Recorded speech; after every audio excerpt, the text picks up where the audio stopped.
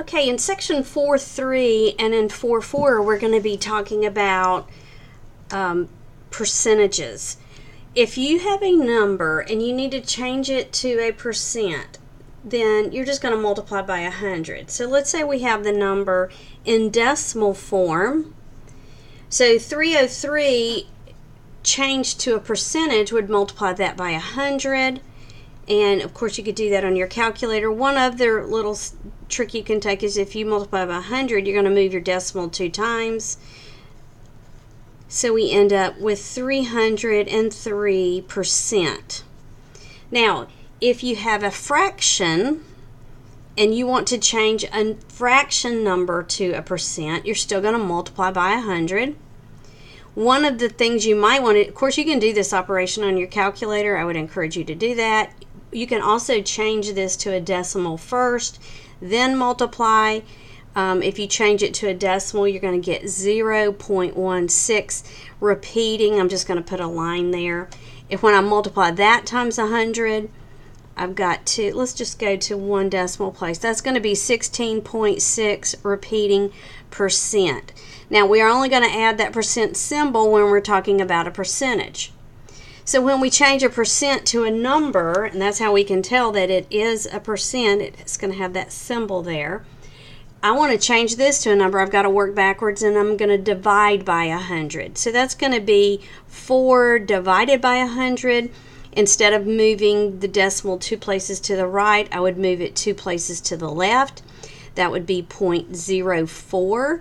And this is the hundredths place, so that's why we say 2 decimal places would be to the hundredths, because it would be out of 100. If you have, let's say we wanted to write 4% as a fraction in lowest terms, that would be something that you'd be doing in your some of your homework.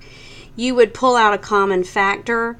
I'm just going to say, well, I know that 4 divides into both of these. I can factor out a 4. 4 can be written as 1 times 4, and 100 can be written as 25 times 4. So the 4's would cancel. So 1 over 25 would be my lowest term fraction for 4%. Now, again, you can do a lot of this on your calculator, but I'm just showing you kind of the long way to do it. Now, when we get to some of the percentage problems, one of the tricks I like to use is the is over of equals percent over 100. And this is a nice, easy way to remember how to set up a percentage problem. So I'm reading it, and this works really if it's just a sentence problem. We'll talk about some applications in a minute or in the next video, but 16 is my is number. 16 is what percent. I don't know the percent. I'm always going to have 100 here, and the of value is 8. And we're going to use our proportion cross products, and we're going to solve it just like we did our previous problems. So I have 8 times x and 16 times 100, and I get my answer of x equals 200. So the answer would be, in this case, 200%.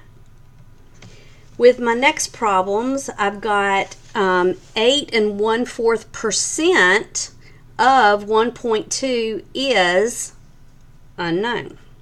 So I'm going to put an x in the unknown place. I'm going to put 1.2 in the of position.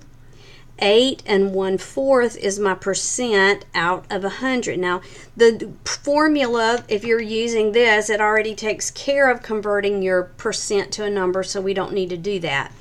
And then again, we're just going to use our cross products. I have 100x equals, and this would be 9.9 when I multiply 1.2 times 8 1/4. And again, you can do that on your calculator. So x is going to be equal to 0.99. So 0.99 out of 1.2 is 8 1/4%. The last one, I know the is, I know the percent, I'm looking for the of. So I'm going to set it up with an x in the of position. And again, we're just going to use our cross products. 75x equals 150. and that means x is equal to 2. So 1.5 is 75% of 2.